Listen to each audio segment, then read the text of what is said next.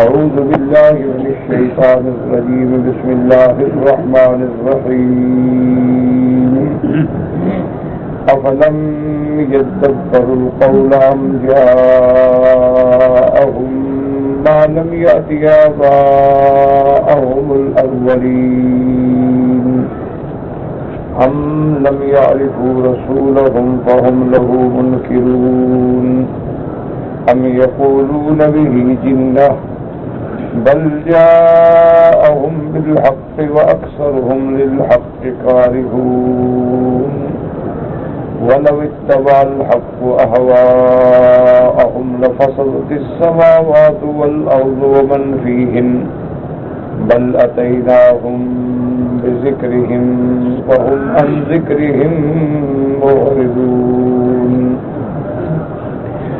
أم تسألهم خرجا فخراج ربك خير وهو خير الرازقين وإنك لتدعوهم إلى صراط مستقيم وإن الذين لا يؤمنون بالآخرة عن الصراط لناكبون ولو رحمناهم وكشفنا ما بهم من ضر لجوا في طغيانهم يعمهون.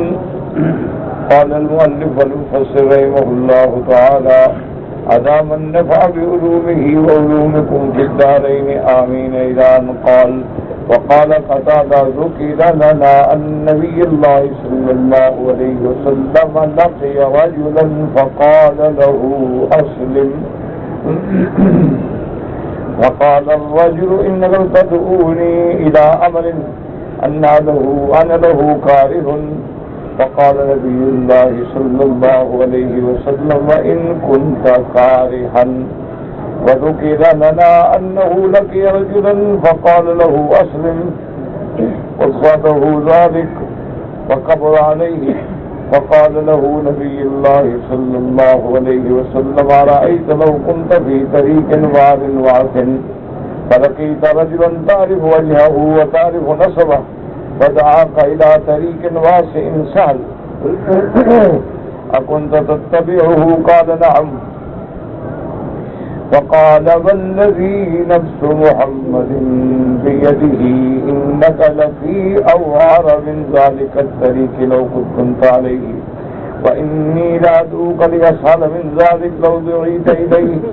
وذكر لنا أن النبي الله صلى الله عليه وسلم لقي رجلا فقال له أسلم فتصعده ذلك. وقال له نبي الله صلى الله عليه وسلم رأيت لو كان لك فتيان أحدهما إذا حدثك صدقك وإذا ائتمنه أدى إليك أو أحب إليك أم فتاك الذي إذا حدثك كذبك وإذا ائتمنته خانك قال بل فتى الذي إذا حدثني صدقني وإذا ائتمنته أدى إلي. وقال نبی اللہ سمکتاکم انتم عند ربکم. ابو فصل رحمت اللہ علیہ سورۃ المؤمنون کی ان آیات کی تفسیر بیان فرما رہے ہیں کہ کسی آدمی کے نہ ماننے کے وجوہات ہوتے ہیں. یا تو نعوذ باللہ وہ غلط راستے پہ بلا رہا ہے پھر آدمی اس کی بات نہیں مانتا, یا بلانے والے کو جانتا نہیں بھی یہ کون ہے اس کی بات مان لوں پتہ نہیں مجھے کہاں لے جائے, یا بلانے والا ایسی مطالبہ کرتا ہے کہ مجھے راستہ بتلانے کا اتنا پیسہ دو, وہ دے نہیں سکتا اس لیے نہیں مانتا. تو یہ سارے عذر نہیں ہیں, پھر کافر کیوں نہیں مانتا؟ تو مقصد بیان کرنے کا یہ ہے کہ میرے نبی آپ کو وہ جانتے ہیں, آپ کے حسب و نسب کو جانتے ہیں, آپ کی صداقت امانت دیانت کو جانتے ہیں, پھر آپ کی بات نہیں مانتے. اسی طرح آپ ان کو صراط مستقیم کی طرف بلا رہے ہیں لیکن پھر بھی نہیں مانتے. آپ ان کی بھلائی اور نجات چاہتے ہیں وہ پھر بھی نہیں مانتے. تو وجہ کیا ہے؟ اصل بات یہ ہے کہ ان کو حق نہیں ماننا, اور آپ چونکہ حق لائے ہیں یہ حق سے اعراض کرنے والی بات. اس لیے حضرت قتادہ فرماتی ہیں ذکر لنا, ہمیں یہ بات کہی گئی کہ ان نبی اللہ صلی اللہ علیہ وسلم لقی رجلا, حضور پاک صلی اللہ علیہ وسلم کو ایک بندہ ملا فقال له اسلم، حضور پاک نے فرمایا اسلام لے آؤ. فقال الرجل، وہ کہنے لگا انک لتدعونی الی امر انا له کارہ، کہنے لگا یا رسول اللہ آپ مجھے ایک ایسی بات کی دعوت دے رہے ہیں جس کو میں پسند نہیں کرتا، میں اس کو چاہتا نہیں. حضور پاک نے فرمایا چاہے تم نہ بھی چاہو تو پھر بھی اسلام لے آؤ. اسی طرح کہتے ہیں کہ حضور صلی اللہ علیہ وسلم کو ایک اور آدمی ملا، فقال له اسلم، آپ نے فرمایا اسلام لے آؤ. فتصعده ذلك، یہ بات اس کو بڑی ناگوار گزری. وقبر علیہ، اور آپ پہ اس پہ یہ بات بڑی لگی کہ میں کیسے اسلام لے آؤں. تو سعد کا معنی ہوتا ہے جیسے کسی کو اوپر چڑھایا جائے تو مشقت ہوتی ہے، تو اس لیے اس کو اس بات میں مشقت لگی اور یہ بات اس پہ بڑی بھاری ہو گئی. حضور پاک صلی اللہ علیہ وسلم نے فرمایا کہ اچھا تم یہ بتاؤ کہ اگر تم کسی راستے میں ہو اور وہ راستہ ٹیڑھا ہے اور وہ راستہ جو ہے کانٹوں سے بھرا ہوا ہے، وعرن وعصن، فلقیت رجلا، پھر تمہیں ایک ایسا بندہ نظر آ گیا، تعرف وجہہ وتعرف نسبہ، اس کے چہرے کو دیکھ کے آپ نے پہچان لیا کہ فلاں آدمی ہے، اس کے نسب کو بھی جانتے ہو. فدعاک الی طریق واسع سہل، پھر وہ تمہیں ایسے راستے کی طرف بلاتا ہے جو اچھا بھی ہے، بڑا بھی ہے، آسان بھی ہے. اکنت تتبعہ، کیا تم اس کی بات مانو گے یا نہیں مانو گے؟ قال نعم، وہ کہنے لگا ہاں یا رسول اللہ، کہ اگر میں کسی ایسے راستے میں پھنسا ہوں جو تنگ بھی ہے، جو کانٹوں والا بھی ہے، اور مجھے بلانے والا جو ہے اس کو میں پہچانتا بھی ہوں اور مجھے وہ صحیح راستے کی طرف بلا رہا ہے تو کیوں نہ مانوں گا. فقال والذی نفس محمد بیدہ، حضور نے فرمایا مجھے قسم ہے اس ذات پاک کی جس کے قبضہ قدرت میں میری جان ہے، انک لفی اوعر من ذلک الطریق، اب جو تم جس حال میں ہو یہ اس مشکل راستے سے بھی زیادہ مشکل ہے کہ تم کفر میں پڑے ہوئے ہو، یہ تو اس سے زیادہ مشکل ہے. وَإِنِّي لَأَدْعُوكَ لِأَسْهَلَ مِنْ ذَلِكَ، اور میں تمہیں اسلام کی دعوت دیتا ہوں جو بالکل آسان راستہ ہے اگر تم اس دعوت کو قبول کرو. وَذُكِرَ لَنَا أَنَّ نَبِيَّ اللَّهِ صلی اللہ علیہ وسلم لَقِيَ رَجُلًا، آپ کو ایک اور آدمی ملا، فقال له اسلم، حضور نے فرمایا اسلام لاؤ. فتصعده ذلك، اس کو یہ بات مشکل لگی. فقال له نبی اللہ صلی اللہ علیہ وسلم، حضور نے فرمایا اچھا مجھے ایک بات بتلاؤ، اگر تمہارے پاس دو نوکر ہیں، ملازم ہیں، ایک ایسا ہے کہ جو بات کرے سچی بات کرتا ہے اور اگر اس کو پیسے دو تو اس میں خیانت نہیں کرتا بلکہ وہ پورے کے پورے پیسے محفوظ رکھ کے تمہیں واپس کرتا ہے، اور فرمایا کہ وہ بندہ تمہیں پسند ہے، یا وہ ملازم اذا حدث کذب، جب بات کرے جھوٹی کرے، وَإِذَا ائْتَمَنْتَهُ خَانَكَ، اگر امانت رکھو پیسہ دو تو خیانت کرے. تو تمہیں دو میں سے کون پسند ہے؟ ایک سچ بولنے والا ہے، امانت والا ہے، خیانت نہیں کرتا، اور ایک جھوٹ بھی بولتا ہے اور بددیانتی بھی کرتا ہے، تو ان دو میں سے تمہیں پسند کون ہے؟ اس نے کہا یا رسول اللہ مجھے وہ بندہ پسند ہے اذا حدثنی صدقنی، جو بات کرے تو سچی کرے، امانت رکھوں تو پوری کرے. وقال نبی اللہ صلی اللہ علیہ وسلم کذاکم انتم عند ربکم، اسی طرح تمہارا حال ہوگا اللہ کے سامنے کہ اگر تم نے بھی سچ کہا، امانت میں خیانت نہ کی، سیدھے رستے پہ چلے تو کامیاب ہو جاؤ گے، اور اگر تم نے اللہ کی توحید کے بجائے شرک بولا، جھوٹ بولا، کفر کیا، اعراض کیا، تباہ ہو جاؤ گے. اب اللہ پاک فرماتے ہیں کہ میرے مدنی صلی اللہ علیہ وسلم اگر آپ ان کی خواہشات کی پیروی کریں تو نتیجہ کیا نکلے گا کہ نظام عالم درہم برہم ہو جائے گا. کافر کہتے تھے حضور آپ ہماری بات مانیں، ہمارے باپ دادے کے راستے پہ چلیں. اللہ نے فرمایا وَلَوِ اتَّبَعَ الْحَقُّ أَهْوَاءَهُمْ لَفَسَدَتِ السَّمَاوَاتُ وَالْأَرْضُ وَمَنْ فِيهِنَّ بل اتیناہم بذکرہم فہم عن ذکرہم معرضون. قال مجاہد الثالث الحق هو اللہ عز وجل، کہ حق سے مراد یہاں اللہ کی ذات پاک ہے۔ اگر اللہ ان کی خواہشات کے مطابق حکم کرے تو نظام عالم ہی درہم برہم ہو جائے۔ یعنی والمراد لو اجابهم اللہ اذا ما فی انفسهم من الهوى، ان کے دلوں کے اندر جو خیالات ہیں، جو من گھڑت عقیدے ہیں، اگر اللہ ان کی بات مان لے وشرع الامور علی وقف ذلک، اور اللہ اپنی شریعت کے احکام ان کی خواہشوں کے مطابق جاری کر دیں، لفسدت السماوات والارض ومن فیہن، تو نظام عالم من فیہن لفساد اہوائہم واختلافہا، چونکہ ان کے تو خواہشات بھی الگ ہیں، ہر کافروں کے مطالبے الگ ہیں، اگر اللہ ان کی بات ماننے پہ آ جائے تو پورا نظام عالم ہی درہم برہم ہو جائے۔ کوئی شرک کر رہا ہے، کوئی کفر کر رہا ہے، کوئی گناہوں میں ڈوبا ہوا ہے، کوئی معصیت میں ہے، کوئی نافرمانی میں ہے، فواحش و منکرات میں ہے، تو اللہ تبارک و تعالیٰ تو ہمیشہ حق کا بیان فرماتے ہیں۔ اللہ کی ذات ان کی خواہشات کے تابع تو نہیں چلتی۔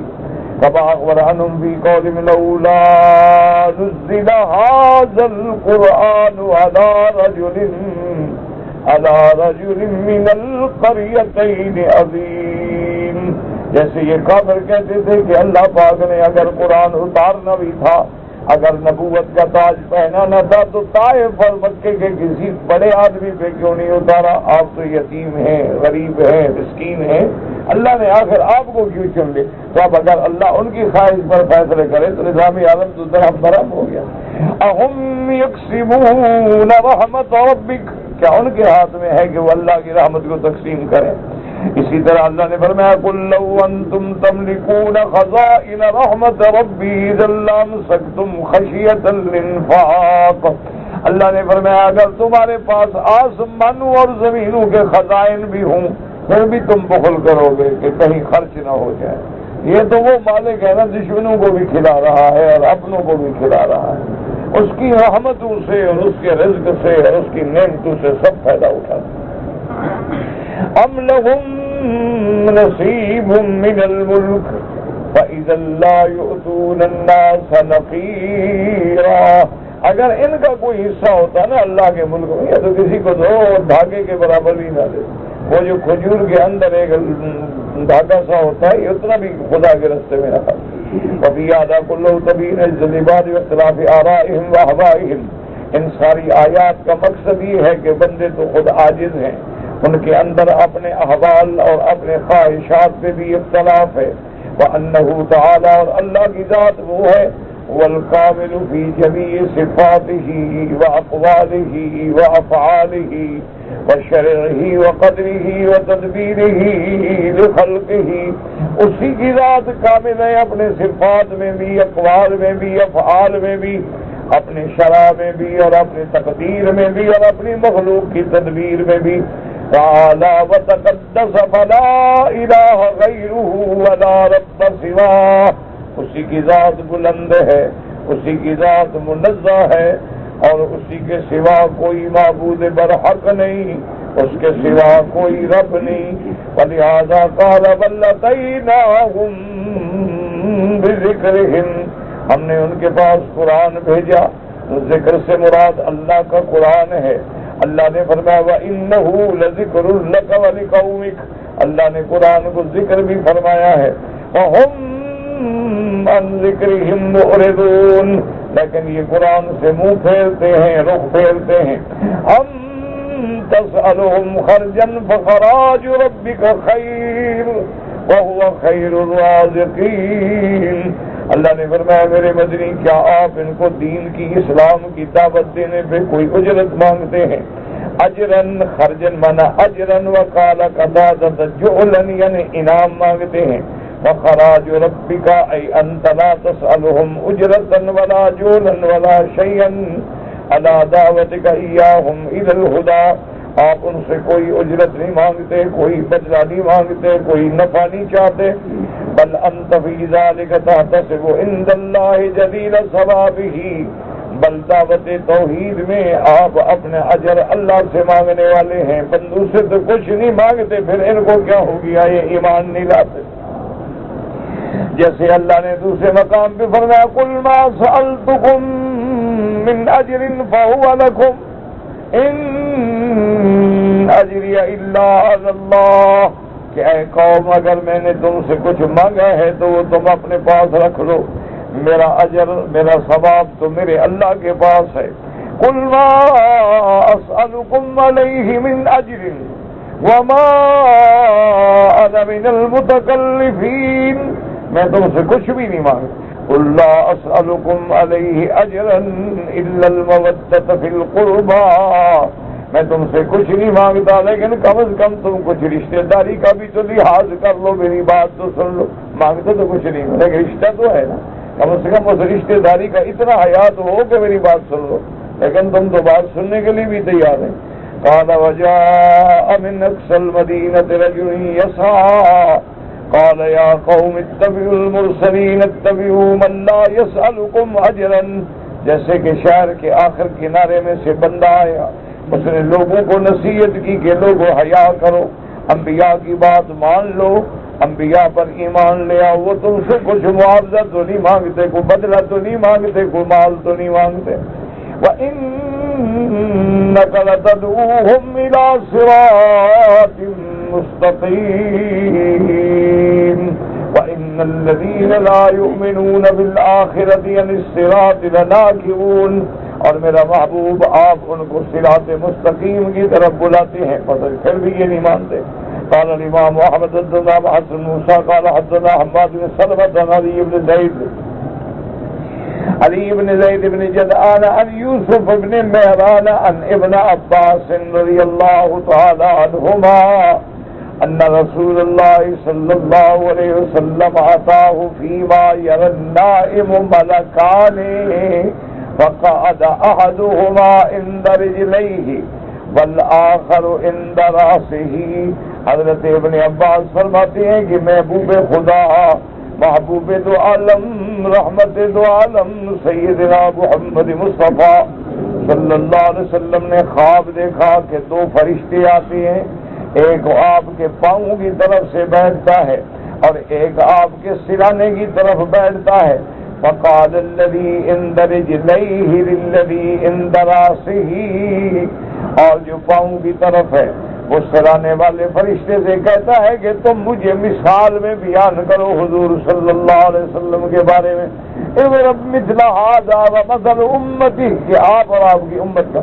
قال ان مثل هذا ومثل امته كمثل قوم صغر انتهوا الى راس مفازة فلم يكن معهم من الزاد ما يقطعون به المفازة ولا ما يرجعون به فبينما هم كذلك إذ أتاهم رجل في هلة حمرة فقال رأيتم إن أوردتكم رعازا وأشبة وهيازا رضا فاتبعوني فقالوا نعم قال فانطلق بهم وأوردهم رعازا وأشبة وحيازا رضا فأكلوا وشربوا وسمنوا وقال لهم ألم ألفكم على تلك الحال فجعلت لي إن وردت بكم رياضا وأشبة وهيازا رضا أن تتبعوني قالوا بلى قال فإن بين أيديكم رياضا أعشب من هذه وهيازا هي أروى من هذه فاتبعوني قال فقالت طائفة صدق والله لنتبعنه وقالت طائفة قد رضينا بهذا نقيم عليه۔ تو اس نے فرشتے نے کہا دوسرے سے کہ مثال میں سمجھاؤ، تو اس نے کہا کہ آپ کی مثال اور آپ کی امت کی مثال ایسے ہے جیسے کہ کوئی قوم سفر پہ نکلے اور وہ جنگل میں پہنچ جائے جہاں عین راس و مفازت، بعض علماء فرماتے ہیں مفازہ سے مراد ہے صحرا، اس کو مفازہ کیوں کہا جاتا ہے؟ تفاعل ہوتا ہے تاکہ بندہ سالم گزر جائے، جیسے کسی کو اللہ معاف کرے سانپ ڈس جائے نا تو لغت عربی میں کہتے ہیں سلیم، حالانکہ معنی تو ہے لدیغ، لدیغ معنی جس کو سانپ نے ڈسا ہو، لیکن لغات عرب میں اس کو کہتے ہیں سلیم، سلیم معنی تفاعل ہوتا ہے کہ انشاءاللہ خیر ہے، سلامتی ہوگی، خیر ہوگی، تو یہ تفاعل ہوتا ہے کہ زبان سے ایسا کلمہ نکالا جائے کہ جس کے اندر خیر ہی خیر ہو. اسی لیے آپ دیکھیں کہ عرب زبان میں، لغت عرب میں اور اس ماحول میں ماشاءاللہ ان کی کلمات ایسے ہیں کہ جن میں دعا ہی دعا ہوتی. جب بھی کسی آدمی کو ملیں گے تو السلام علیکم، یہ بھی تو دعا ہے کہ تم پر سلامتی ہو. اچھا، السلام علیکم کرنے کے بعد اس کو کہیں گے کہ صباح الخیر، اللہ تمہاری صبح خیر سے کرے. اچھا، مساء الخیر، اسی طرح کہیں گے اہلا و سہلا، یعنی اتیت اہلا و اتیت سہلا، کہ بھائی تم اپنے گھر آئے ہو یار، تمہارے لیے بالکل ہر چیز حاضر ہے، زمین نرم ہے، گھر حاضر ہے، تو اس میں بھی. اچھا، اسی طرح اگر آپ اس کو کوئی کہیں گے کہ اچھا جی میں اب جا رہا ہوں، تو کہیں گے فی امان اللہ، تم اللہ کی امان میں ہو. اچھا، اگر وہ پوری حدیث یاد ہے، کہہ گا استودعکم اللہ دینکم وخواتیم عملکم. اچھا، اسی طرح آدمی آپ کوئی بات کریں گے جس سے اس کو خوشی ہو تو وہ کہے گا بیض اللہ وجہک، اللہ تو یہ بھی خوش رکھے، تیرے چہرے کو بھی روشن کر دے. اور اسی طرح اگر کسی بچے کو دیکھیں گے تو فوراً کہیں گے ماشاء اللہ لا حول ولا قوت الا باللہ، تاکہ اس کو نظر بد نہ لگے. اللہ کا نام لیں گے فوراً ان کے زبان سے ان کے لیے دعا نکلے گی. اسی طرح اگر آپ اس کو کوئی چیز دیں گے تو وہ کہیں گے کہ بارک اللہ، اللہ آپ کو بھی برکت عطا فرمائے. اچھا، آپ کو اگر کوئی صدمہ ہے، موت ہے، حیات ہے، وہ آئیں گے تعزیت کے لیے تو کہیں گے عظم اللہ اجرک، اللہ تمہارا ثواب اور بڑھا دے، کہ تم پر مصیبت آئی ہے تو مصیبت میں اجر ملتا ہے، تو اللہ تبارک و تعالیٰ تمہارا اجر جو ہے وہ اور زیادہ بڑھا دے. اور اسی طرح یعنی کوئی کلمہ بھی ان کا دیکھیں سب میں دعا ہی دعا ہے، خیر ہی خیر ہے، رحمت ہی رحمت ہے. اور اس کا نتیجہ یہ ہوتا ہے کہ بھئی آدمی جب کوئی گھڑی مبارک ہوتی ہے زبان سے لفظ نکلتا ہے اور کامیاب ہو جاتا ہے. اسی کے حیاکم اللہ کیف حالکم، اللہ یسلمک، اہلا و سہلا، بارک اللہ کیف حالک، کیف اہلک، کیف عیال، کیف اصبحتم، کیف سفرتم، اصبتم سوءا، کوئی تکلیف تو نہیں ہوئی آپ کو کوئی رستے میں. تو ہر کلمے میں خیر. اور ہمارے ماشاءاللہ جو زبان ہے نا وہ ایسی ہم نے بنا دی ہے کہ ہر کلمے میں منافقت ہے، ہر کلمے میں دھوکہ ہے، ہر کلمے میں جھوٹ ہے، خوشامد ہے، اور بلا وجہ بڑے آدمیوں کو بڑھاوا دینا ہے اور حقیقت کوئی نہیں ہوتی. اندر سے کہہ رہا ہوتا ہے کہ یار دیکھو یہ بڑا شکل ہے، بڑا اس کرسی پہ بیٹھنے کی، سبحان اللہ ماشاء اللہ آج تو آپ بڑے ماشاء اللہ بہت خوبصورت لگ رہے ہیں. دل میں کہے گا دیکھو یار کالا بجھنگا ہے، پتہ نہیں کہاں سے آگے بیٹھ گئے، کیا کریں، کام جو ہے اس کے پاس ظاہراً تو کہنا ہے، خوشامد تو کرنی ہے. تو یہ ہماری تو زبان ہی ایسی ہو گئی ہے کہ ہماری زبان سے ماں سوا برائی کے کچھ نکلتا ہی، ماں سوا بد دعاؤں کے کچھ نکلتا ہے. کسی کا نام اگر چھوڑو یار لعنت بھیجو اس کو، وہ بھائی وہ فلاں، او یار میں اس کو بھی جانتا ہوں بڑا بدبخت ہے، چپ بھائی فلاں مولوی کو نا چھوڑو یار، ان مولویوں کا ہمیں پتہ ہے. یعنی مجال ہے کسی کے بارے میں کلمہ خیر کا.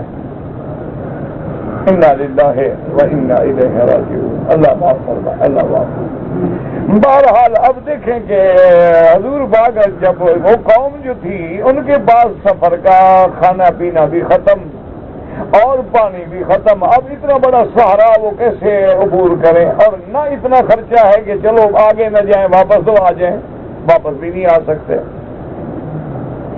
فَبَيْنَمَا هُمْ كَذَلِكَ، وہ اسی حال میں پریشان کھڑے ہیں کہ اب کیا کریں، نہ پانی ہے، نہ کھانے پینے کا سامان ہے، اور آگے طویل صحرا ہے، نہ آگے جا سکتے ہیں نہ واپس ہو سکتے، کریں کیا. اذ اتاہم رجل، ایک آدمی آتا ہے فی حلۃ حبرہ، وہ بڑا قیمتی، بعض علماء فرماتے ہیں مزین، حبر کہتے ہیں زینت والا، خوبصورت. اسی لیے علماء کو بھی کہتے ہیں نا احبار. احبار حبر سے ہے کہ علماء جو ہیں وہ قوم کی زینت ہوتے ہیں. جس قوم میں عالم ہوتا ہے اس قوم کا شرف ہوتا ہے کہ فلاں قوم کا عالم، فلاں قوم کا عالم ہے. اور بعض علماء کہتے ہیں کہ احبار حبر سے، جیسے سیاہی کا لکھا ہوا قیامت تک باقی رہتا ہے، علماء کی باتیں بھی قیامت تک باقی رہتی. اب آپ دیکھیں نا امام بخاری فوت ہو گئے لیکن ہم کہتے ہیں رحمت اللہ.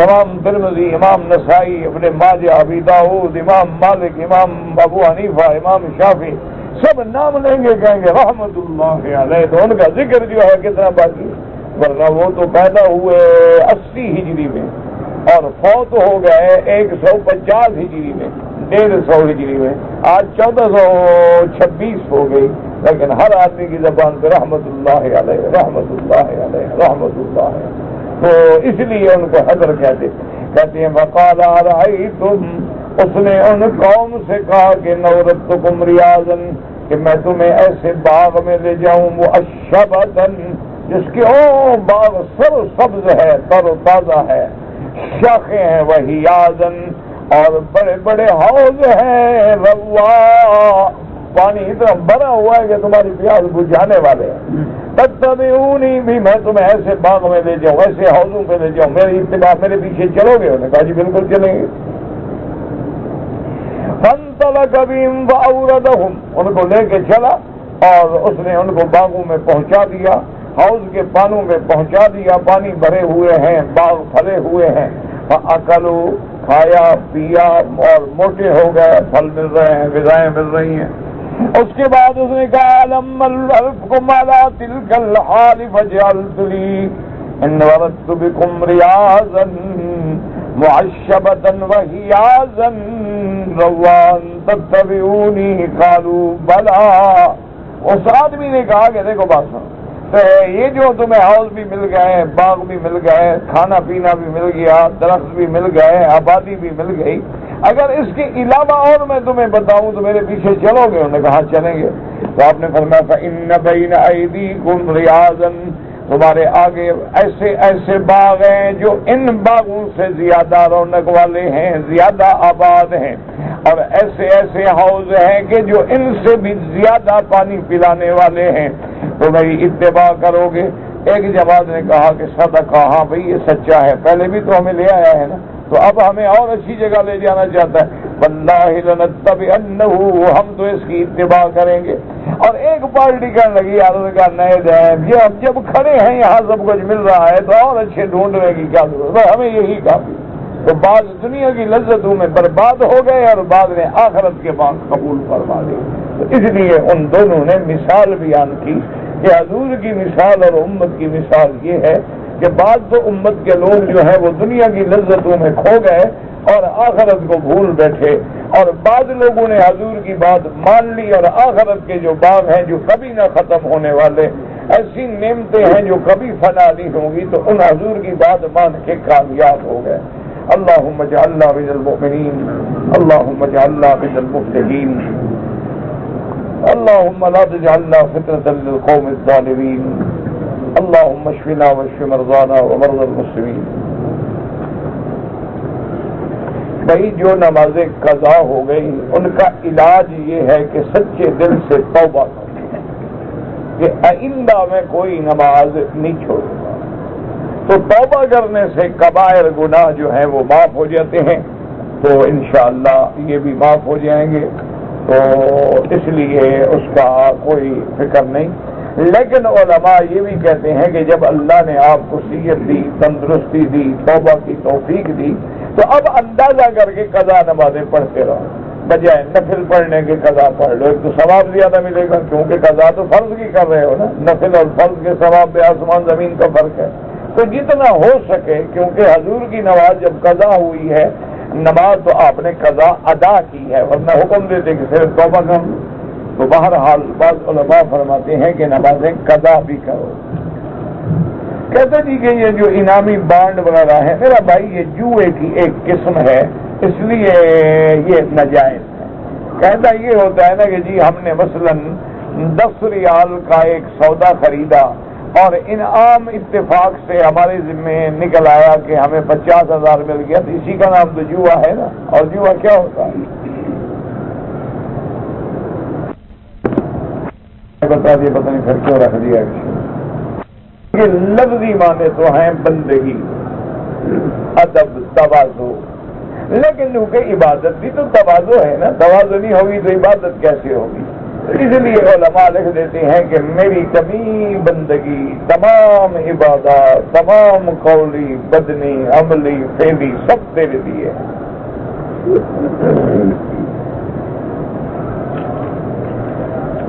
کہتے جی کہ اشہد ان لا الہ الا اللہ، کہ جب آدمی کہتا ہے میں گواہی دیتا ہوں کوئی معبود برحق نہیں مگر اللہ، تو گواہی تو وہ دیتا ہے جس نے دیکھا ہو۔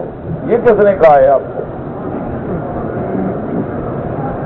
نہیں، یہ آپ کو کس نے کہا ہے کہ دیکھنے کے بغیر گواہی نہیں ہوتی؟ کذالک جعلناکم امۃ وسطا لتکونوا شہداء علی الناس، حضور کی امت قیامت میں ساری امتوں پہ گواہی دے گی، تو آپ نے تو پوری امت نے دیکھی نہیں، گواہی کیسے دیں گے؟ اللہ نے حضور کی امت کو تمام امتوں پہ گواہ بنایا، تو جب گواہی دیں گے تو وہ امتیں بھی کہیں گی کہ یا اللہ یہ تو ہمارے بعد آئے، کبھی ہمیں ملے بھی نہیں، انہوں نے کہا ہمیں حضور محمد مصطفیٰ نے فرمایا ہے، تو ہم حضور کی زبان پہ گواہی دے رہے ہیں۔ اس لیے کبھی گواہی جو ہے ایک ایسی بات، چاہے ہم نے نہ دیکھی ہو لیکن خبر دینے والا اتنا سچا ہے کہ جس کی صداقت میں کوئی شبہ نہیں ہو سکتا، تو اس کے فرمان پہ بھی ہم گواہی دیں گے۔ دوسرا یہ ہوتا ہے کہ جیسے ایک دہریہ نے، آپ نے ایک آدمی سے کہا کہ بھئی کو تھوڑی سی چینی اور ایک پانی کا گلاس لے آؤ، شربت بنانی ہے، وہ لے آئے۔ اب دہریہ مذاق بنا رہے ہیں، دیکھو یار یہ مسلمانوں کا اتنا بڑا امام ہے، میں کہتا ہوں خدا دکھاؤ، یہ شربت پینا کا تیاری کر رہا ہے۔ تو بہرحال وہ پانی آ گیا، چینی آ گئی، تو آپ نے فرمایا یہ کیا ہے؟ اس کا پانی ہے۔ یہ کیا ہے؟ چینی ہے۔ آپ نے اس کو اندر ڈال کے ہلا دیا، جب وہ بالکل ہل گئی، شربت بن گئی، آپ نے فرمایا اب چینی کہاں ہے؟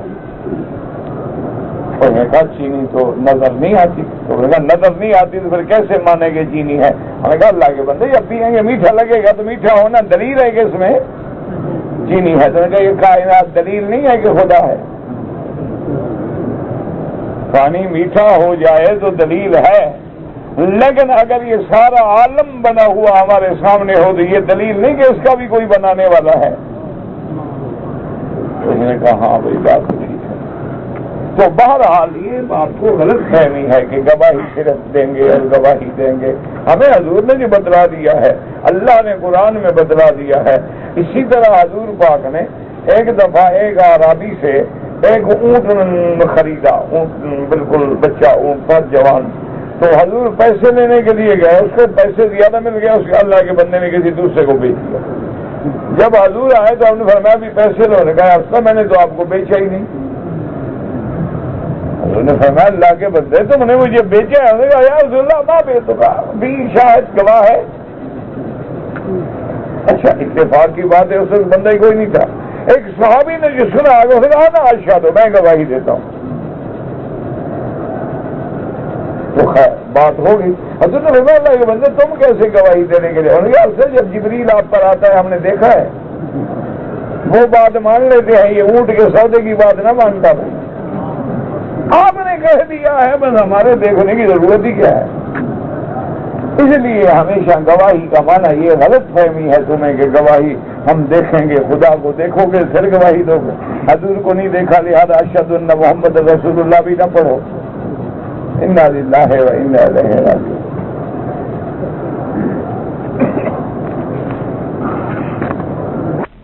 اشہد ان لا الہ الا اللہ، اسی طرح آپ دیکھو نا کہ جیسے اللہ کے قرآن میں کہتے ہیں الم تر کیف فعل ربک باصحاب الفیل، اللہ نے فرمایا میرے بدری کیا آپ نے نہیں دیکھا کہ ہم نے ہاتھی والوں کے ساتھ کیا کیا؟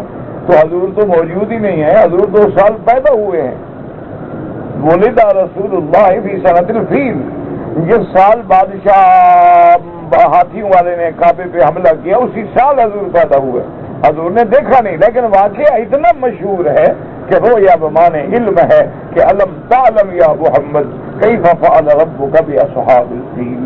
اس لیے ہمیشہ یاد رکھیں کہ کبھی شہادت پانا ہوتا ہے، دیکھنے سے بھی گواہی دی جاتی ہے، کبھی رجل ثقہ اگر بات کر دے تو اس کے کہنے پہ بھی شہادت دی جاتی ہے۔ اسی لیے ہم نے جنت نہیں دیکھی. اور کسی شاعر نے اس کو بڑا اچھا حل کیا ہے. اس نے کہا کہ بن دیکھے تجھ کو خدا مان لیا ہے, بن دیکھے تجھ کو خدا مان لیا ہے, اور دیکھنے والے کا کہاں مان لیا. ہم نے تو نہیں دیکھا نا, لیکن دیکھنے والے کا کہاں مان لیا ہے. حضور نے جو فرمایا میں نے دیکھا, بات ختم ہو گئی.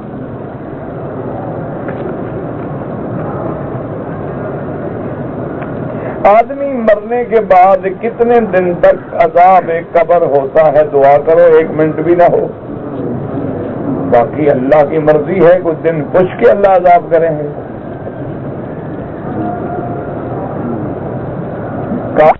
ہوتا ہے اور گناہگار کے لیے وقفے بھی ہوتے ہیں, معافی بھی ہوتی ہے.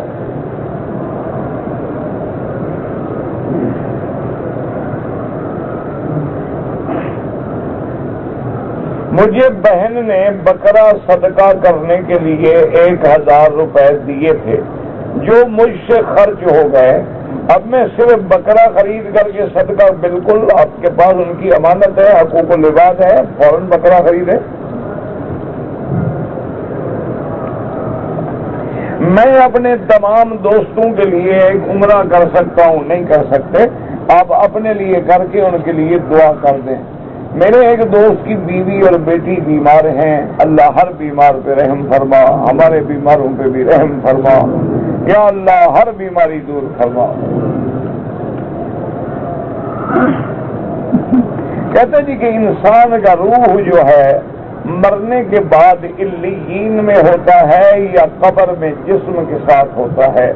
مومن کی روح جو ہے وہ علیین میں ہوتی ہے اور کافر کی روح جو ہے وہ سجین میں ہوتی ہے. لیکن روح کا تعلق جو ہے وہ جسم کے ساتھ, مردے کے ساتھ قائم ہوتا ہے. اب آپ دیکھیں نا کہ یہاں پر آپ موبائل ہے, آپ موبائل سے نمبر پنچ کرتے ہیں, نہ تار ہے, نہ رشتہ ہے, نہ کوئی بات ہے. وہ صرف اسی نمبر کو پکڑتا ہے جو تم ملا رہے ہو, دوسرے کو بھی نہیں پکڑتا ہے. اور ذریعہ صرف سیٹلائٹ ہے. اگر بندے ایسی چیز بنا سکتے ہیں, اللہ تعلق نہیں جوڑ سکتے ہیں. خدا کا خوف کریں. اب دیکھیں یہاں 4 آدمی بیٹھ جائیں, ایک پاکستان ملا رہا ہے, ایک بنگلہ دیش ملا رہا ہے, ایک برما میں بات کر رہا ہے, ایک جناب پاکستان انڈیا میں, ایک انگلینڈ میں بات کر رہا ہے. ہر آدمی اپنا اپنا پنچ کر رہا ہے, ایک ہی جگہ بیٹھے ہیں, کٹھے بیٹھے ہوئے ہیں. ہر کسی کے نمبر پہ وہی نمبر لگے گا جو اس نے پنچ کیا ہے, دوسرا نہیں لگتا ہے. تو اگر انسانوں کی بنائی ہوئی چیز اتنا امتیاز کر سکتی ہے تو اللہ تبارک و تعالی روح کا تعلق جو ہے وہ جسم کے ساتھ نہیں جوڑ سکتے ہیں. بڑی پابندی ہے, بڑی مشکل ہے. اور کیسے ہوگا اور کیسے نہیں ہوگا آپ سے پوچھیں گے. سورج کہاں ہے لیکن اس کی روشنی ہر جگہ آ جاتی ہے. چاند دیکھے کہاں ہے, لیکن جوں جوں چاند چڑھتا ہے سمندر کی موجوں میں تموج آ جاتا ہے, جوش آ جاتا ہے, مد جزر پیدا ہو جاتا ہے. اور جوں چاند گھٹے گا سمندر بھی بیٹھنا شروع کر دے گا. کہاں چاند کہاں سمندر. تو اگر یہ تعلق قائم ہو سکتا ہے تو تمہیں کیا تکلیف ہے؟ روح اور جسم میں تعلق قائم کرنے پہ بڑی مشکلات آ گئی ہیں تمہیں.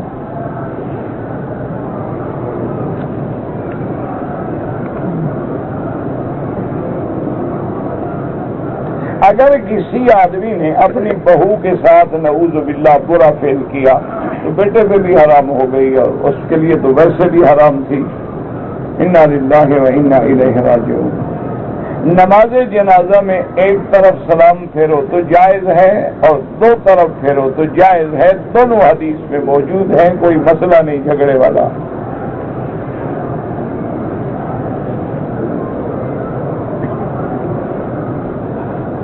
کہتے جی کہ ہمارے ملک میں پابندی لگا دی گئی ہے کہ 5 سال میں اندر جس نے حج کیا ہے وہ دوبارہ حج نہ کرے. ان کا مقصد یہ ہوتا ہے تاکہ وہ لوگ جائیں جن نے کبھی نہیں کیا بیچاروں نے, تاکہ ان کو حق ملے.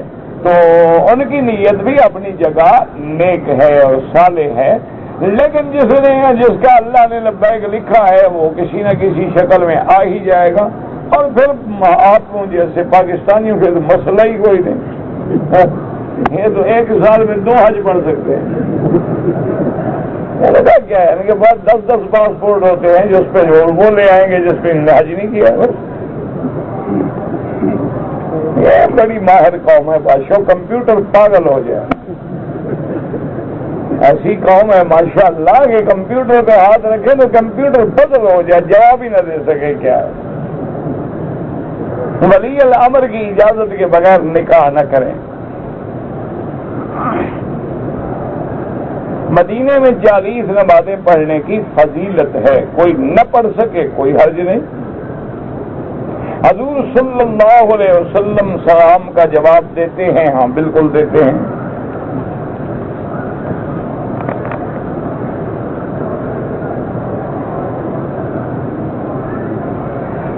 مکے میں رہتے ہوئے طواف زیادہ کرو، جتنی دیر عمرے میں لگاؤ، مثلا عمرہ کرنے میں آپ کے 2 گھنٹے لگتے ہیں، 2 گھنٹے آپ طواف کرتے رہیں تو اس کا ثواب اس عمرے سے زیادہ ہے۔ اصل وہ عمرہ ہوتا ہے جو آدمی اپنے ملک سے آتے ہوئے کرے، یا مدینہ منورہ سے آتے ہوئے کرے، یا طائف سے آتے ہوئے میقات سے عمرہ کرے۔ یہ مسجد عائشہ یا جیرانہ امام ابو حنیفہ رحمۃ اللہ علیہ، امام شافعی رحمۃ اللہ علیہ کے نزدیک جائز ہے عمرہ، لیکن اب طواف سب کے نزدیک افضل ہے۔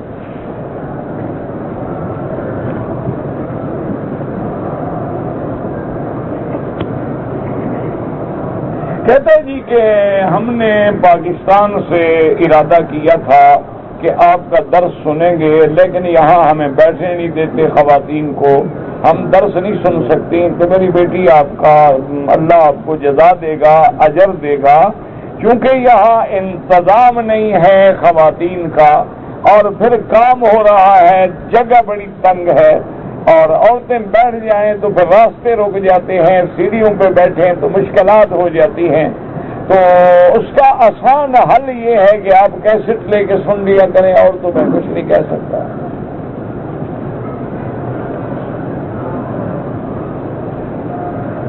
ایک آدمی پاکستان سے جدہ آیا، جدے میں اس نے 15 دن قیام کیا۔ اس نے اگر احرام نہیں باندھا پاکستان سے تو کوئی حرج نہیں، کیونکہ اس کا سفر اول جو ہے وہ جدہ ہے، وہ مکہ نہیں۔ اب 15 دن کے بعد اگر وہ جدے سے عمرہ کرنا چاہے تو کر لے۔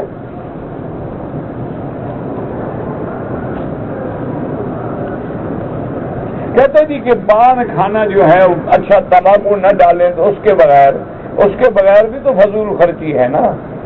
تمباکو کوئی غذا تو نہیں ہے کہ اس کے بغیر بندہ مر جاتا ہے، فضول خرچی بھی تو ناجائز ہے۔ بلا وجہ ان چیزوں سے بچیں، اس میں تمباکو نہیں ہوگا اور بلائیں تو ہوں گی نا۔ دعا جب بھی مانگیں اللہ سے سیدھی مانگیں۔ ایک شرک اکبر ہے اور ایک شرک اصغر ہے۔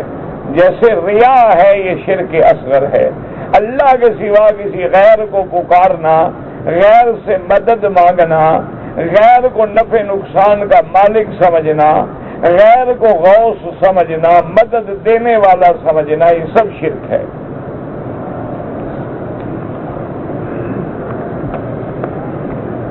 اگر ایک آدمی عمرے پہ آیا، پاکستان واپس چلا گیا، ٹھیک ہے میرا بھائی، حج تو تب فرض ہو نا جب آنا رہنا ہمارے ہاتھ میں ہو، جب قانون اجازت نہیں دیتا ہم مجبور ہیں۔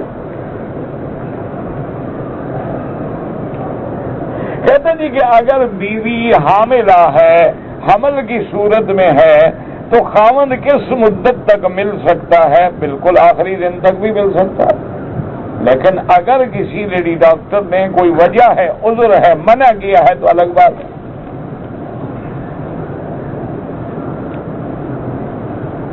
اگر کسی نے اپنی بیوی کا غلط راستہ اختیار کیا تو اس پہ اللہ کی لعنت ہے۔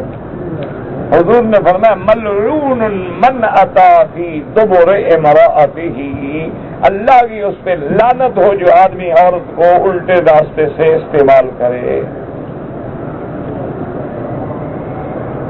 عقیقے کا گوشت جو ہے وہ ماں باپ بھی کھا سکتے ہیں، سب کھا سکتے ہیں، دوست بھی کھا سکتے ہیں، غریب بھی کھا سکتے ہیں۔ میری منگیتر بیمار ہے، اللہ سب کو شفا دے۔ اگر کوئی آدمی مہنگی چیز پہنے، اسراف ہے، ہاں بالکل اس میں تو کوئی شک نہیں میرا بھائی، کہ مثلا ہم ایک گھڑی لیتے ہیں اور مقصد اس کا کیا ہے؟ ٹائم دیکھنا ہے تو 5 ریال والی سے بھی کام چل جاتا ہے، اور لوگوں پہ روب ڈالنا ہے تو 2 لاکھ ریال کی، 3 لاکھ کی، 5 لاکھ کی، 10 لاکھ ریال کی بھی گھڑیاں ہیں، وہ پھر جیولری میں آ جاتی ہے نا، ان میں ڈائمنڈ لگے ہوتے ہیں۔ یہ آپ کے موبائل ٹیلی فون جو ہے نا، یہ ایک آیا، اس کی قیمت ہے 1 ملین ریال، 10 لاکھ۔ تم تو یہ 50 ریال والا لے کے ہماری نمازیں خراب کرتے ہو نا۔ تم نے تو گانا سننا ہے، موسیقی سننی ہے، تمہیں موبائل سے تھوڑا کام ہے۔ اب 10 لاکھ ریال خرچوں پتہ لگے کیا ہے اس پہ، انہوں نے جو بنایا ڈائمنڈ لگا دیے ہیں، 10 لاکھ کا ہو گیا۔ عورتوں کے لیے سونا حرام ہے، بالکل حلال ہے۔ کون کہتا ہے حرام؟ مردوں کے لیے حرام ہے، عورتوں کے لیے حلال ہے۔ زکوٰۃ، ہاں زکوٰۃ تو دینی پڑے گی، سونا پہنے گی تو زکوٰۃ تو دے گی۔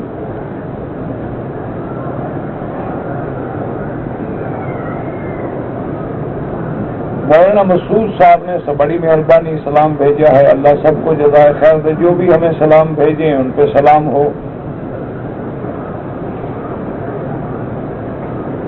سونا ہے، اچھا سونا ہے، سنا ہے، حنفی کی نماز عصر ظہر کے ساتھ مقدم نہیں پڑھ سکتے۔ مجھے نہیں پتا یار تم نے کیا لکھا ہے۔ حنفی مسلک میں سفر کی حالت میں ظہر اور عصر کو جمع کر سکتے ہیں، لیکن اس کی شکل یہ ہو کہ ظہر کو آخری وقت میں پڑھے اور عصر کو اول وقت میں پڑھے۔ امام احمد بن حنبل رحمۃ اللہ علیہ، امام شافعی رحمۃ اللہ علیہ کے نزدیک سفر میں مسافر جو ہے وہ ظہر کو عصر کے ساتھ ملا کے پڑھ سکتا ہے، چاہے اول وقت میں بھی پڑھ لے، اور مغرب پڑھ کے فوراً عشاء پڑھ لے تو ان کے نزدیک جائز ہے۔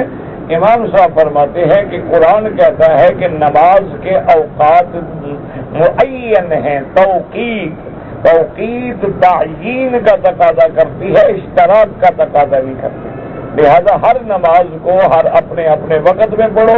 جمع کیسے کرو کہ ایک کو لیٹ کر دو، ایک کو جلدی پڑھ لو۔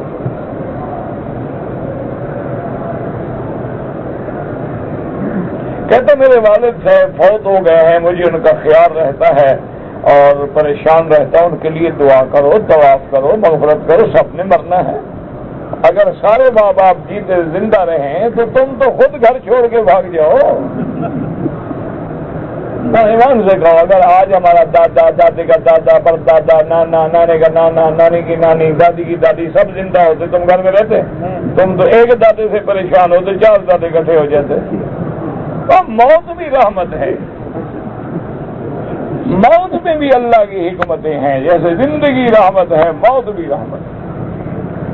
بس دعا کر موت ایمان پہ ہو، اللہ عزت کی موت دے، اللہ ذلت کی موت سے بچائے۔ میرا نام ہے محمد، لڑکا نہیں بول سکتا، اللہ شفا دے۔ والد والدہ کے لیے عمرہ کرو، حج کرو، سب جائز ہے۔ میں تو غریب ہوں، مجھے کوئی دوسرا عمرے کے لیے لے آیا ہے، حج فرض ہے، کوئی فرض نہیں۔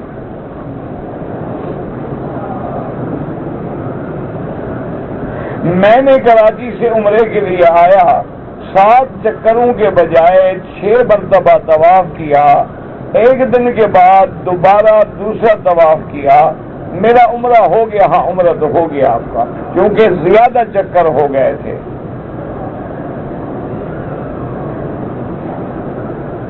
اگر کوئی آدمی بڑی ہلکی خوشبو والے صابن سے حالت احرام میں ہاتھ دھو لے تو 1-2 ریال خیرات کر دے۔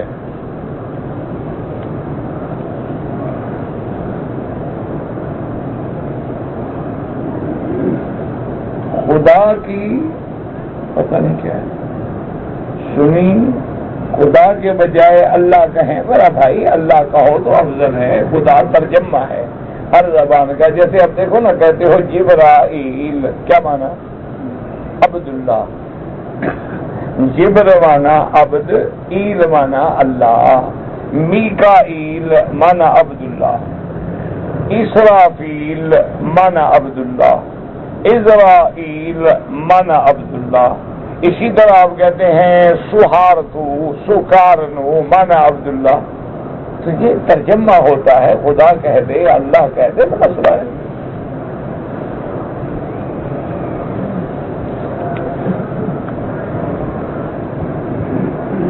اگر حجر اسود پہ خوشبو لگی ہو اور آپ عمرے میں ہیں، حالت احرام میں ہیں، تو پھر آپ بوسہ نہ دیں، اور آگے پیچھے بوسہ دینا کوئی منع نہیں.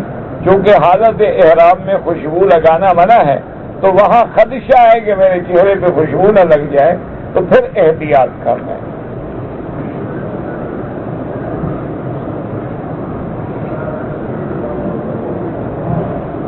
ایمان نہیں، ایمان. تم ایمان نہیں سمجھتے تو میں کیسے بتاؤں؟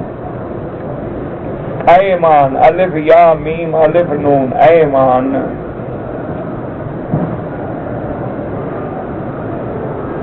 اگر کوئی آدمی قرآن شریف پڑھ کے جسم پہ حصوں پہ دم کرے بیماری سے، جائز ہے، بالکل جائز ہے.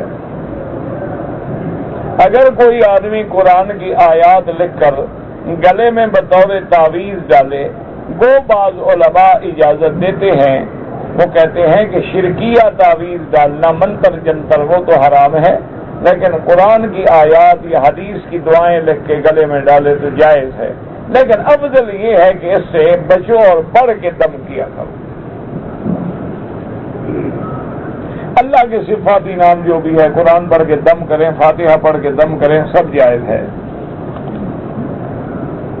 اگر فرض نماز میں یا نفلی نماز میں رونا آ جائے اچھی بات ہے، لیکن ایسے نہ روئیں کہ آواز نکلے. آواز نکلے تو پھر نماز نہیں ہوگی.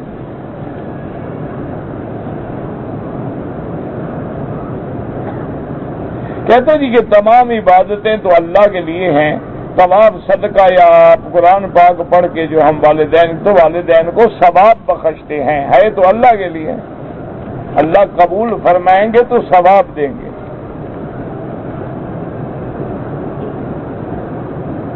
سماویہ نور، مجھے پتہ نہیں کیا آپ نے لکھا ہے، سماویہ نور.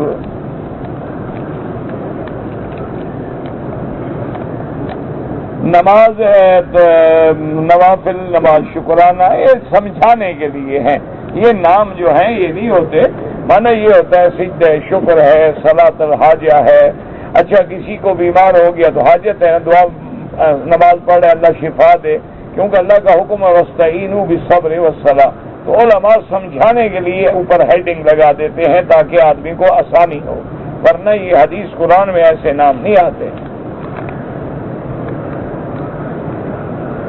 رمضان کے بعد عمرہ کرو یا پہلے کرو، اگر زندگی میں ایک دفعہ حج کر چکے ہو دوبارہ کبھی حج فرض نہیں ہوتا. کوئی آدمی جدہ یا مکہ سے مدینہ زیارت کے لیے جائے، اگر پھر مدینے سے سیدھا مکے آئے تو لازم احرام باندھے کے میقات ہے. اس کی بیٹری ختم ہو گئی نا، اللہ کی مہربانی ہے. اگر آدمی وطر اس لیے چھوڑے کہ تہجد کے بعد پڑھوں گا، لیکن وہ بیچارہ سو گیا، فجر بھی قضا ہو گئی، تو فجر کی بھی قضا کرے، اور امام ابو حنیفہ رحمۃ اللہ علیہ کے نزدیک وطر کی بھی قضا کرے.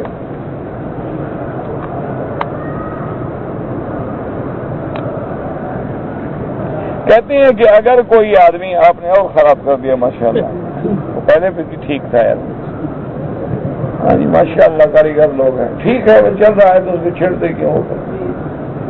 اگر کوئی آدمی کسی کے پیچھے مال پہ ناجائز قبضہ کرے، ناجائز قبضہ کرے، وہ قیامت میں پکڑا جائے گا. آپ کا حق ہے، آپ کو ملے گا. بندے کو معاف کر دیں یا آخرت میں آپ کی مرضی. اگر آپ کو اللہ نے بہت کچھ دیا ہے، معاف کر سکتے ہو معاف کر دو، ورنہ تمہارا حق محفوظ ہے، قیامت میں ملے گا. اگر عورتیں مسجد الحرام میں نماز پڑھیں، گھر میں پڑھیں تو افضل ہے، لیکن مسجد میں پڑھنا چاہیں تو ہم ان کو منع نہیں کر سکتے. ہم ان کو روک نہیں سکتے کہ تم مسجد میں نہ جاؤ یا مسجد میں نماز نہ پڑھو، لیکن اگر وہ مسئلہ سمجھے اور گھر میں پڑھے تو افضل ہے. لیکن ایک بات یاد رکھو، عورتوں کو اکیلا بھی اب ہوٹل میں یا مکانوں میں یا کمروں میں نہ چھوڑا کریں، آج کل حالات اچھے نہیں رہے۔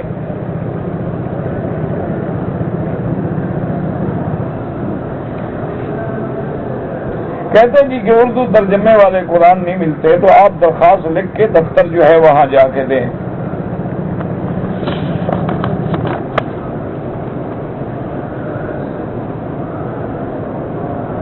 کہتے جی کہ بندے کو کسی ایک امام فقہ کی پیروی کرنی چاہیے یا 2-3 اماموں کی، تو 2 کشتیوں پر پاؤں رکھ لو، انشاءاللہ جو نتیجہ ہوگا وہ یہاں بھی ہوگا۔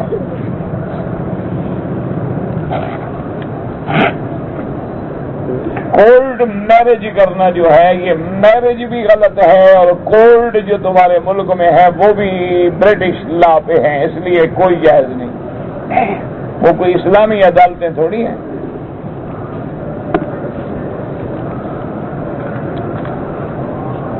اگر مغرب کی اذان کے بعد 2 رکعت پڑھ لیں کوئی حرج نہیں، لیکن امام ابو حنیفہ رحمۃ اللہ علیہ کے نزدیک افضل یہ ہے کہ مغرب کی نماز کے بعد پڑھیں۔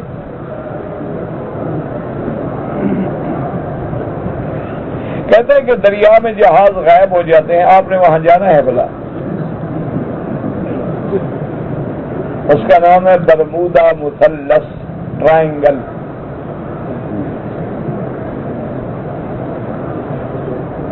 جانا نہیں بے وقوفی کر کے۔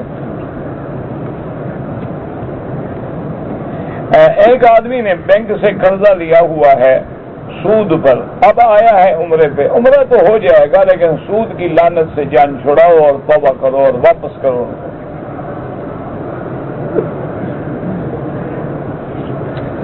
میری بیٹی کی عمر 12 سال ہے، جس کو میں اپنے ساتھ عمرے پہ لایا ہوں، تو اس پہ حج فرض ہوگا؟ دیکھو اگر وہ پیسہ ہے، دولت مند ہے، تو حج فرض ہوگا جب بالغ ہوگی۔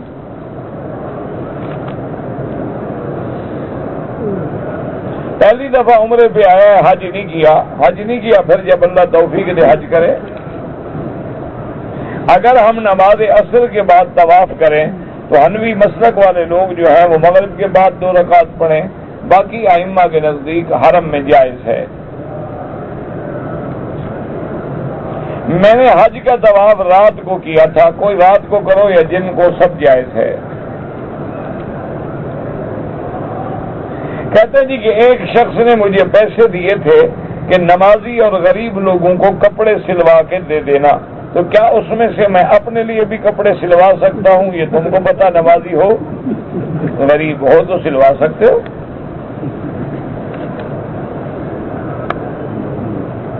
یہ کسی حدیث سے ثابت ہے کہ سود کی رقم سے مسجد کے باتھ روم، میرا بھائی ہر بات میں حدیث کا مطالبہ کرنا بھی عقل نہیں ہوتا۔ اسی طرح اگر کوئی ہر بات میں مطالبہ کرے کہ قرآن سے ثابت کرو، پھر کیا کرو گے؟ وہ کہے کہ عشاء کی 4 رکعتیں قرآن سے بتلاؤ، پھر کیسے بتاؤ؟ تو لازمی بات ہے کہ پھر ہم حدیث کا رخ لیں گے، اور حدیث کے بعد اگر کوئی مسئلہ ہوگا تو اجماع صحابہ سے لیں گے، قیاس سے لیں گے۔ تو مسئلہ علماء نے یہ لکھا ہے کہ ہم نے اتفاقاً پیسے بینک میں رکھے، اس پہ سود کی رقم آ گئی، تو اب اگر ہم اس سود کو چھوڑتے ہیں تو بینک والے تو پہلے حرام کھانے کے عادی ہیں، ان کے پیٹ میں اور ہم نے ڈال دیا، تو اب نتیجہ کیا؟ ہم لے لیں۔ جب ہم لے لیں تو اب کیا کریں بھائی؟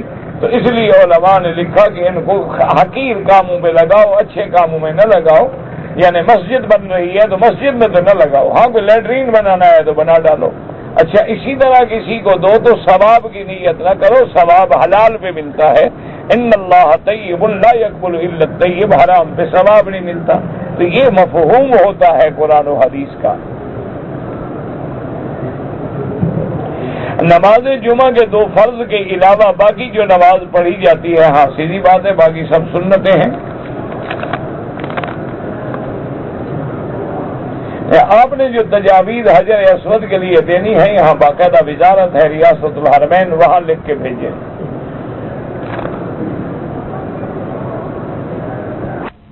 کہ حمام میں صابن ہو، یہ بھی لکھیں کہ تولیہ بھی ایک حاجی کے لیے لگائیں،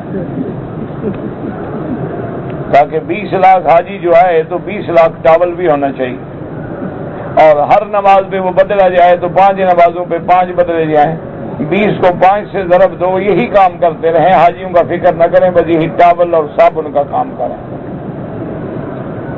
اللہ کے بندے جہاں ہو رہا ہے، مدینے میں ہو گیا الحمدللہ، یہاں بھی جب نئے بنیں گے ہو جائے گا، ان کو تم سے زیادہ فکر ہے۔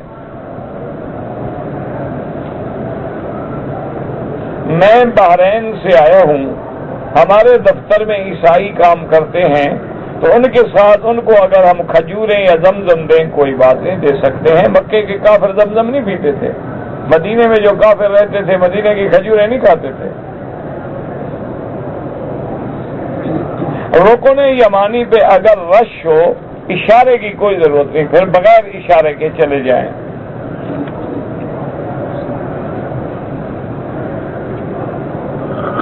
کہتے جی کہ ایک آدمی نے مجھ سے قرضہ لیا تھا، لیکن اس نے مجھے واپس نہیں کیا، مجھے مجبوراً کورٹ میں جانا پڑا، مقدمہ کر کے میں نے وہ خرچہ لیا ہے، تو اب جو میرا خرچہ ہوا ہے وکیل کا غیرہ کا شرعاً یہ بھی اس کے ذمہ ہے، سبب تو وہی بنا ہے نا۔ اگر مرد ہاتھ میں انگوٹھی پہنے کوئی نیلم یا پتھر کوئی حرج نہیں، لیکن سونا نہ ہو۔ حرم میں جنازہ جب پڑھا جاتا ہے بالغ نابالغ کا، ہمیں پتہ نہیں لگتا، نہ لگے پتہ، امام کی نیت جو ہے وہ ہماری نیت ہے، اور صغیرنا و کبیرنا و ذکرنا و انثانا دعا میں سب موجود ہے۔